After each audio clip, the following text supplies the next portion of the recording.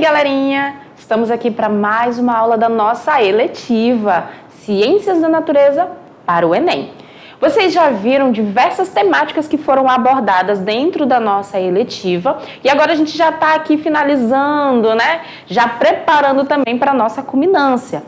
E eu acho que vocês também notaram que boa parte desses materiais, desses temas que foram abordados com vocês, eles não somente servem para estar sendo trabalhados lá no Enem, como ele também serve para ser abordado na solução de problemas sociais, ambientais, na nossa vida cotidiana. É justamente isso, galerinha.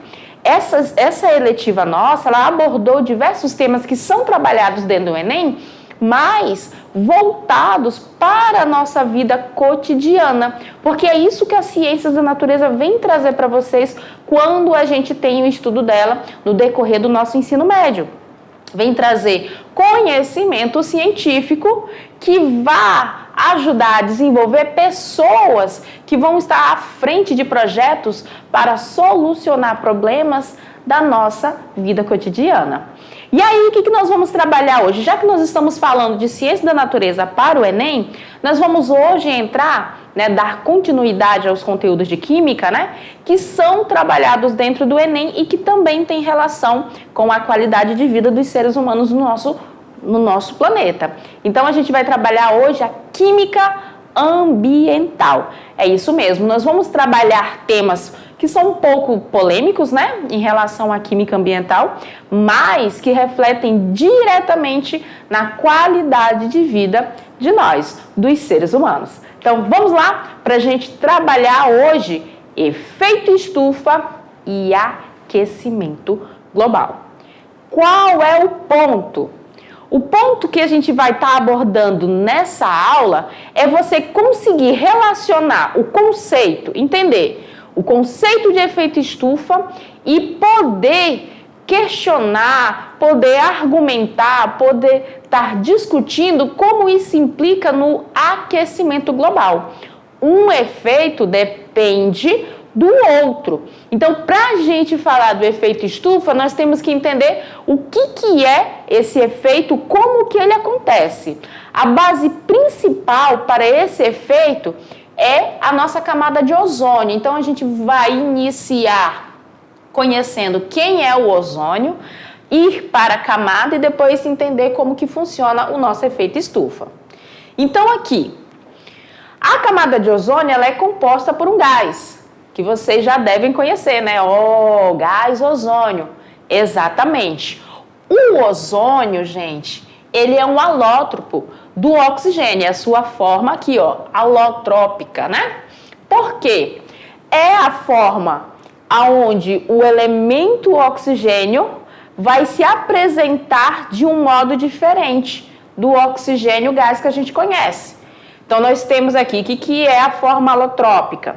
É quando eu tenho uma substância que tem mais de uma versão dela como sendo substância simples. Então, o oxigênio ele pode aparecer como gás oxigênio, O2, e pode aparecer como gás ozônio, que é o O3. O que eu tenho que entender dessas formas, dessas substâncias simples, como que elas ocorrem na natureza? Primeiro ponto, sempre vai ter uma que vai ocorrer em maior abundância. Por quê? Porque ela vai ser uma estrutura mais estável. Então, olha aí, o gás oxigênio, o O2, ele é um alótropo mais estável do oxigênio. Então, ele vai estar no meio ambiente, na natureza, em maior quantidade. Já o ozônio, o O3, ele é também uma substância simples, originada do elemento oxigênio, só que ele é menos estável, ou seja, ele é mais instável. Então, para ele se manter nessa forma, na forma do composto ozônio, requer algumas situações ímpares, ou seja, ele tem uma grande facilidade de se decompor e não ficar nessa forma desse alótropo que é o ozônio. Entenderam? Então, sempre que a gente estiver falando de substâncias simples diferentes, que são do mesmo elemento químico, Nós estamos falando de formas alotrópicas. E aí nós sempre vamos ter aquela que é mais estável, que vai ser a que ocorre em maior abundância, e a menos estável. E é justamente isso que ocorre entre o gás oxigênio e o gás ozônio. Então, o oxigênio, em todo o nosso ambiente aqui, nós estamos na presença desse gás, dessa forma mais estável da substância oxigênio na sua forma simples. E o gás ozônio, nem tanto, ele já vai estar em outras camadas, em uma altitude diferente da nossa aqui, do gás oxigênio. Tranquilo até aqui? Então, vamos continuar lá na nossa aula para a gente aprender um pouquinho mais sobre o ozônio. Então, como é que ele é criado? Ele é criado a partir, gente, da radiação ultravioleta que tem origem lá no Sol. Então, essa radiação reage com a molécula de oxigênio, quebrando-a em 2 átomos de oxigênio. E aí, o que acontece?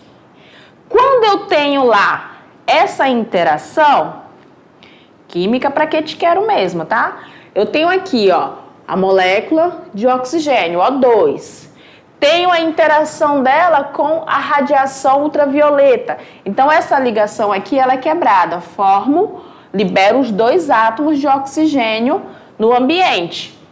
E aí, esse átomo aqui liberado, ele vai fazer o quê? Ele vai buscar uma molécula de oxigênio e vai interagir com ela, ligando-se a ela, formando o ozônio, o O3. Então, isso aí vai estar acontecendo constantemente. E aí, eu formo o ozônio. Beleza. Então, eu sei que o ozônio ele é formado a partir da quebra do O2, onde eu libero átomos de oxigênio, né, 2 átomos de oxigênio, e esses vão interagir com outras moléculas de oxigênio que se encontram lá no ambiente, certo? Formando essa substância simples denominada ozônio, que a gente conhece como O3. 3 átomos de oxigênio ligados entre si, formando uma substância simples, beleza? A grande concentração dessa substância, o ozônio, lá na nossa estratosfera, forma o que nós conhecemos como a camada de ozônio, que é uma camada gasosa, que envolve o planeta Terra e é composta por quem? Por gás ozônio, né? Que surgiu há cerca de 400 milhões de anos e ela faz o quê? Protege o planeta Terra das radiações ultravioletas que são prejudiciais a nós e a todos os seres vivos que existem na face da Terra.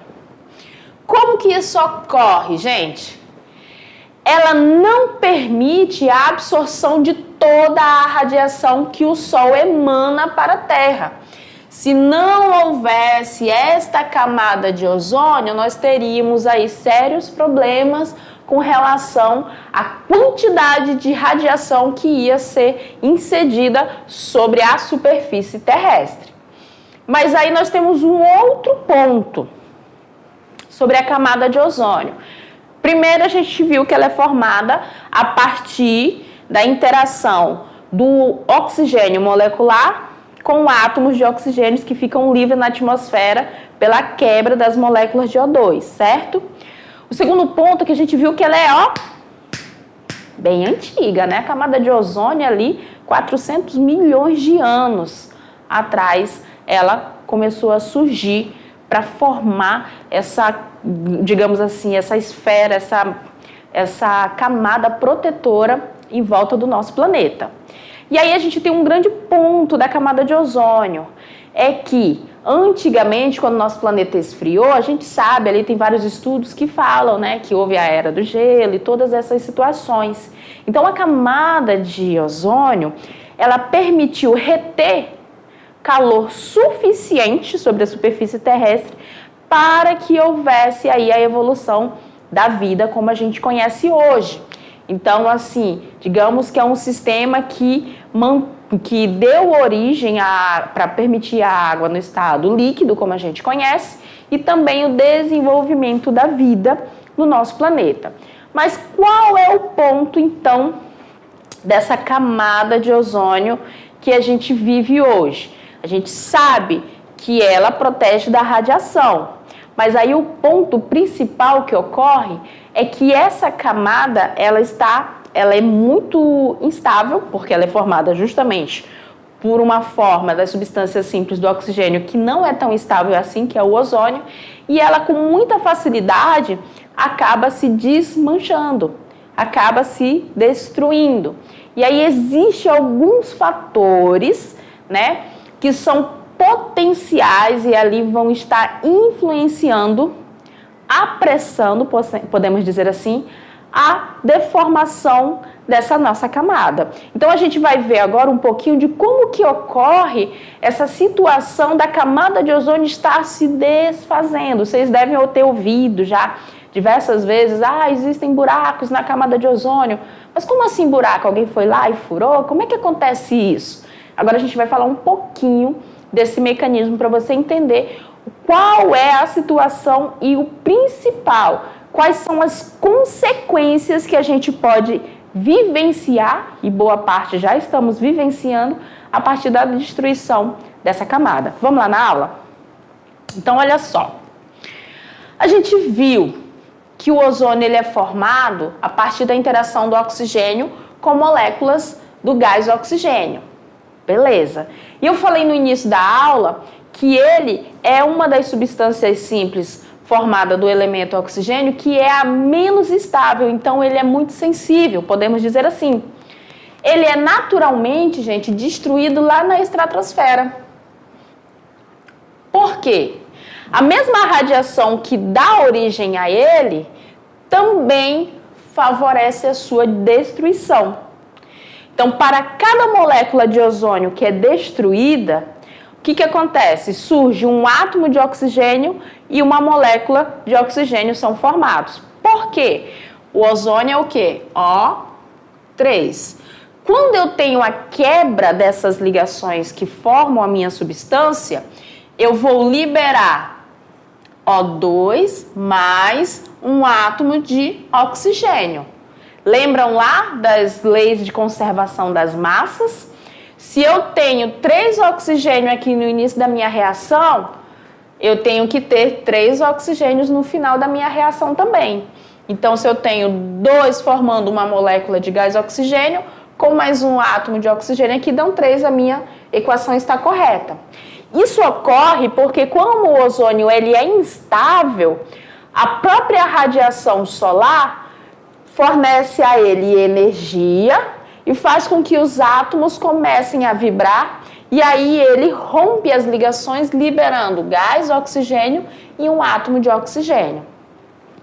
Existem também outras situações que favorecem a destruição do ozônio lá na nossa estratosfera, que são os gases, né, que a gente chama gases do efeito estufa. E aí a gente tem o tetracloreto de carbono, que é o CTC, o hidroclorofluorcarbono, que é o HCFC, o clorofluorcarbono, que é o CFC, e também brometo de metila. São substâncias que são controladas pelo protocolo de Montreal e que são denominadas substâncias destruidoras da camada de ozônio. E aí a gente tem essa sigla aqui para representar que todos eles são destruidores. Por quê? Professora, o que acontece para eu dizer que um gás destrói a camada de ozônio? Quando esses gases são emitidos para a nossa atmosfera, essas substâncias, elas têm uma grande facilidade de interagir com o oxigênio. Como o ozônio ele é instável, o que vai acontecer? Quando essas substâncias atingem grandes altitudes e chegam lá onde está a grande concentração de ozônio formando a nossa camada, o ozônio começa a interagir com essas substâncias e ele se deforma, ele deixa de ser O3 e passa a ser o gás oxigênio, O2, mais o átomo de oxigênio que é liberado. Por quê? Porque eles vão interagir. Eu vou ter quebra de ligações e outras substâncias vão ser formadas pela interação do gás ozônio com essas substâncias que são emitidas para a nossa superfície, para a nossa atmosfera. E é por isso que eu tenho a destruição da nossa camada de ozônio, porque ali essas ligações novas vão fazer com que o O3 deixe de existir e ele dê origem a gás oxigênio e ao átomo do elemento oxigênio liberado ali para interagir com qualquer um desses gases que a gente viu. Então, tem um fator natural? Tem. Naturalmente o ozônio, ele está todo o tempo, oxigênio sendo atingido pela radiação solar, formando ozônio. Ozônio sendo atingido pela radiação solar, formando moléculas de gás oxigênio e átomo de oxigênio. Isso é naturalmente. Só que além desse fator natural, nós temos esses agravantes que são os gases destruidores lá de ozônio, que são esses que a gente acabou de elencar aqui para vocês. E aí o que acontece? Como naturalmente já tem a destruição, eu faço o que quando eu emito gases poluentes que vão fazer? Eu potencializo essa destruição. Então, eu acabo deformando maior quantidade de gás ozônio na nossa estratosfera do que a quantidade que está sendo formada pela radiação solar. E aí acaba tendo o que nós chamamos de buracos lá da nossa camada de ozônio. Então, o que esses buracos vão fazer? O que esses gases acabam fazendo? Acabam dando origem ao que vocês já conhecem, deve estar cansado de ouvir, que é o efeito estufa. Vamos lá para a gente falar um pouquinho sobre esse efeito, para a gente entender? Gente, aqui nós temos, né, lógico, para dar aquele peso e aquela ênfase, que o fator humano interfere e muito no efeito estufa, né? Nós temos a representação da poluição aqui, ó, sendo emitida para a atmosfera, e aqui a representação do CO2, que é um dos grandes problemas, né, um dos gases do efeito estufa muito conhecido. O que acontece aqui? Primeiro ponto que eu quero deixar para vocês, o efeito estufa, ele é um efeito natural. Não foi o homem que criou. A Terra, naturalmente, ela retém calor. E essa retenção de calor, de fato, é bom, porque permite a manutenção da vida no planeta. Permite a água no estado líquido, permite que os seres tenham temperaturas ideais para que eles possam se reproduzir, viver, se aquecer e tudo mais. Então, o efeito estufa, ele é um fenômeno natural, que possibilita a vida no planeta Terra, principalmente a vida humana. Por quê? O que nós temos? Nós temos lá a camada de ozônio. Essa camada, ela faz o quê?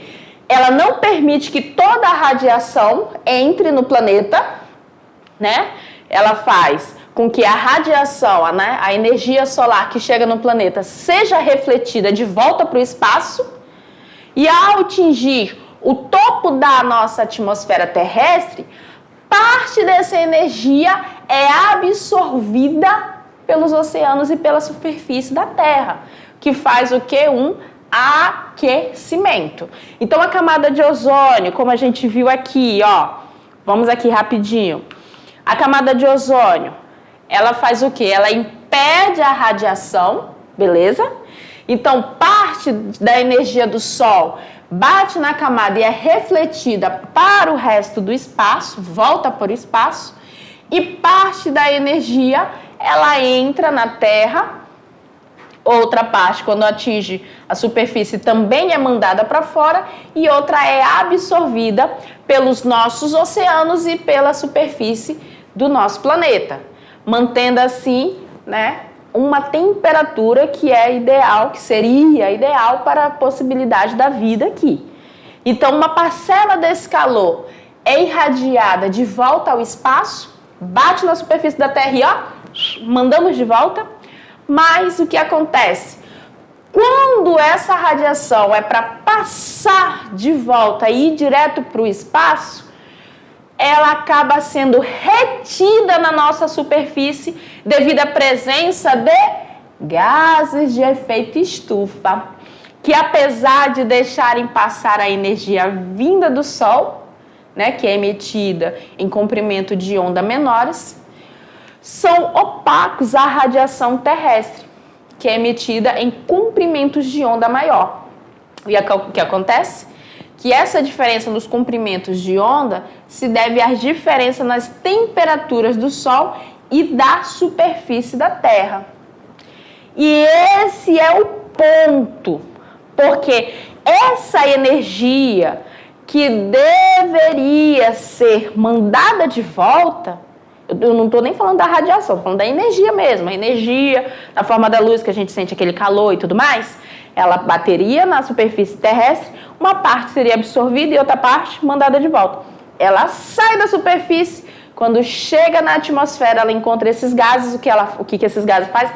Ele absorve essa energia e faz com que a gente tenha uma consequência gravíssima disso, que é o... Vamos lá no slide? Vamos lá no slide? Todo mundo já sabe o que é. O aquecimento global.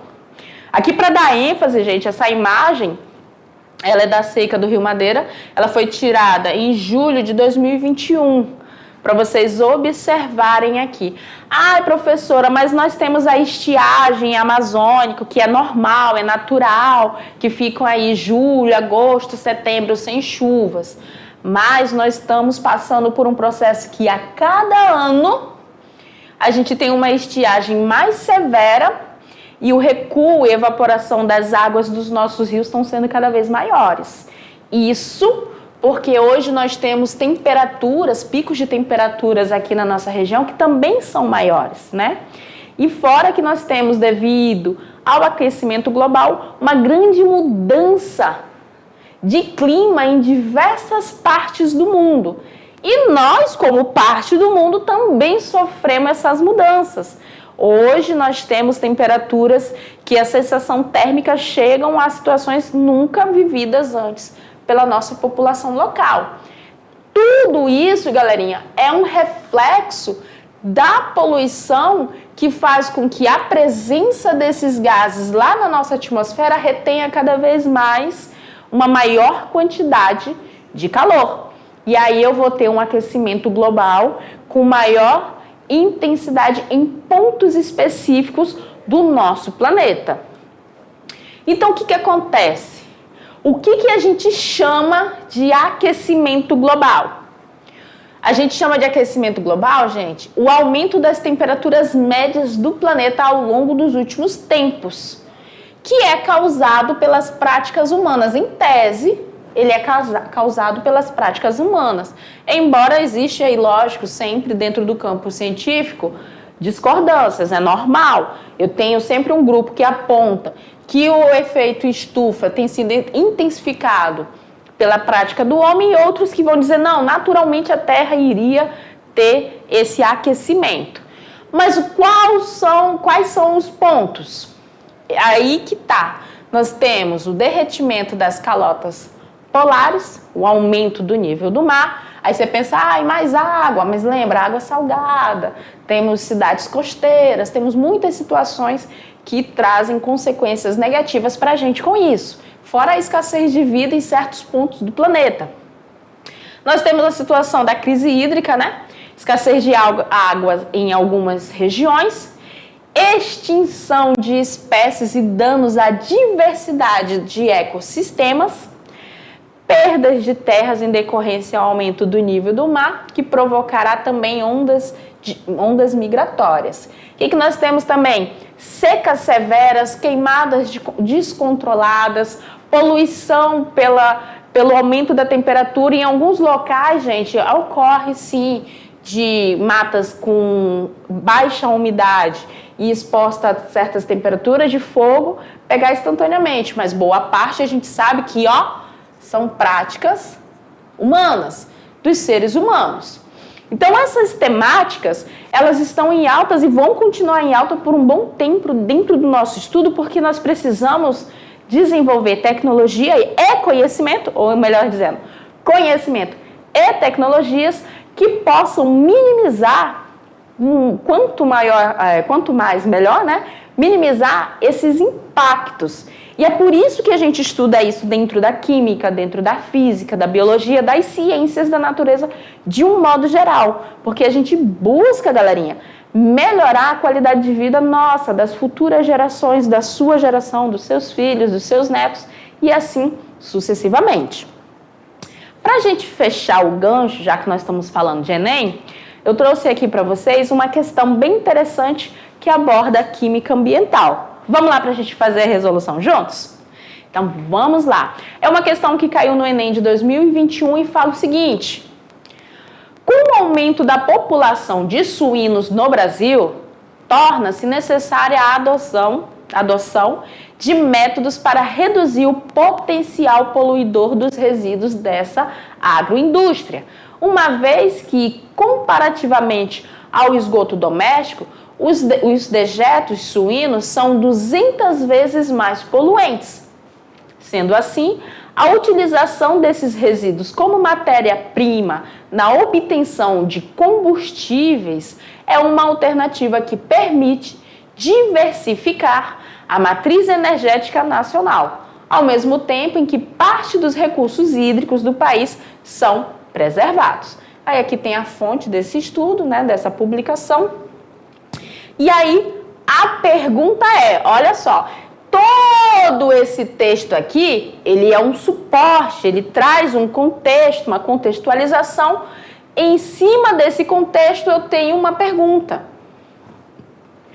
O biocombustível a que se refere o texto é o... E aí a gente tem as alternativas. A partir dos dejetos, do estrume desses animais, qual é o biocombustível que a gente pode estar extraindo, produzindo? Aí tem letra A, etanol, letra B, biogás, letra C, butano, letra D, metanol e letra E, biodiesel. Vamos lá. O etanol, galerinha, ele é o quê? Ele é o álcool. E durante muitos anos vocês viram grandes propagandas do álcool derivado da cana-de-açúcar, que não tem relação nenhuma com os suínos. Então a letra A, ela tá muito errada, ela não entra como uma alternativa pra gente. Na mesma linha a gente tem o que? Metanol.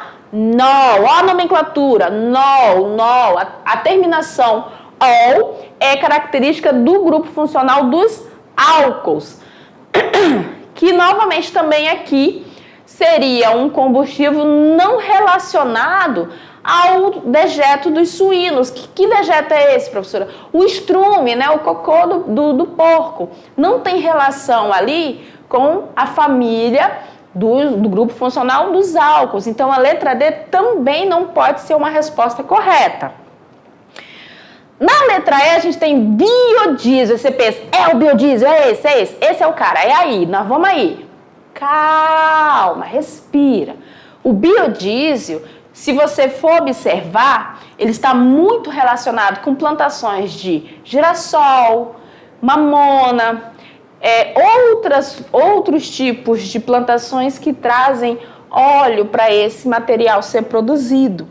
Então, nada tem a ver também com os dejetos dos suínos. Então, a letra E, está fora. A gente fica entre a letra B e a letra C. Só que ele já te disse, biocombustível. Qual vai ser o biocombustível aqui, De cara, você tem que lembrar que nós temos aí o biogás. Biogás, ele é o biocombustível que pode ser trabalhado a partir da biomassa ou ainda de dejetos, de restos de material orgânico, e nesse caso aqui dejetos de animais, né? Tanto que os aterros sanitários, quando trabalhados corretamente, também podem produzir biogás. Então a resposta correta para essa questão do Enem é a letra B. Os resíduos contêm o gás metano em sua composição. E esse gás ele pode ser aproveitado para geração de energia. Devido à sua origem renovável, esse gás é conhecido como biogás. Mas, ó, atenção! O metano, tudo tem seu pró e contra, né? O metano, quando liberado na atmosfera, ele contribui para o aquecimento global, pois é um dos gases de efeito estufa mais poluentes, né? Aqui, ó, a estrutura do metano. Então, a gente tem que ter consciência. A gente está resolvendo o problema dos dejetos, mas isso não quer dizer que eu vou começar a queimar gás metano para produzir biogás só porque a fonte é renovável. Eu tenho que sempre pensar adiante. E agora é a sua vez. Galerinha, o que nós trouxemos para a atividade da aula de hoje? Como a gente trabalhou bastante questões ambientais e a gente falou do efeito estufa, aquecimento global, nós trouxemos para vocês um vídeo sobre mudanças climáticas. Você vai linkar lá com o seu professor presencial, tem um link no slide, tem também no cronograma do plano de aula. Você vai assistir sobre aquecimento global e mudanças climáticas e conforme está instruído para vocês no cronograma da aula de hoje, depois vocês vão debater sobre esses assuntos. Quais são os tipos de atividade, de atitude individual ou coletiva que a gente pode tomar a partir de hoje, né? Se pudesse a partir de ontem era melhor ainda, para reverter, para diminuir ou para erradicar essas mudanças e o aquecimento global. E aí vocês vão debatendo, pode depois em sala de aula trocar uma ideia com o professor, com seus colegas, com seus pais, amigos, coleguinhas de comunidade, do bairro, da rua. E assim, quanto mais pessoa você conseguir movimentar, melhor vai ser pra gente mesmo, porque quem depende dessa melhora somos nós. No mais, galerinha, a gente vai ficando por aqui nessa aula de hoje. Espero que vocês tenham gostado. Na aula que vem a gente vai continuar falando sobre química ambiental, mas ó, já vamos falar da nossa culminância. Então a gente se vê na nossa próxima aula.